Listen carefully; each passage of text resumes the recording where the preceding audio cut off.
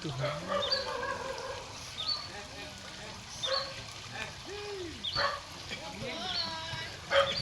Sebanyak 160 sempe, gerabah tradisional, disusun membentuk sebuah pohon Natal di negeri Owu, Kecamatan Saparua Timur, Kabupaten Maluku Tengah. Pohon Natal unik ini merupakan inisiatif kelompok kecil kegiatan Papua Mangente yang pertama kali digagas pada 2017 dan kembali diwujudkan pada 2025. Pemasangan pohon Natal dilakukan pada Jumat, 12 Desember 2025, dan diperkirakan dapat bertahan hingga tahun depan. Pantauan tribunambon.com, Minggu, 28 Desember 2025, Taman Natal tersebut dihiasi berbagai ornamen bernuansa budaya lokal.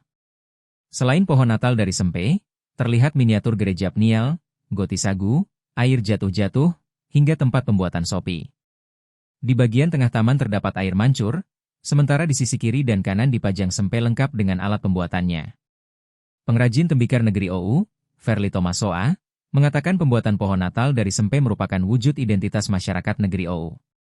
Ia menjelaskan, karya serupa pernah dipajang di depan kantor Klasi Saparua pada 2017, serta di kantor Sinode Gereja Protestan Maluku, GPM, pada 2018. Menurut Verly, setiap ornamen dalam Taman Natal tersebut memiliki makna.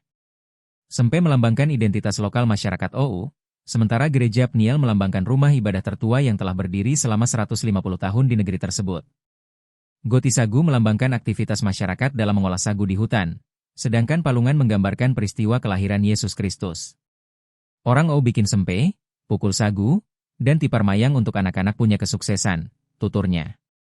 Melalui karya budaya ini, Verly berharap adanya perhatian pemerintah daerah terhadap pengembangan industri tembikar di negeri Owu, agar warisan budaya lokal tersebut terus dilestarikan dan dikenal lebih luas. Pohon Natal dari susunan sempe ini diperkirakan dapat bertahan dalam jangka waktu lama dan menjadi simbol kekuatan budaya lokal masyarakat negeri Owu.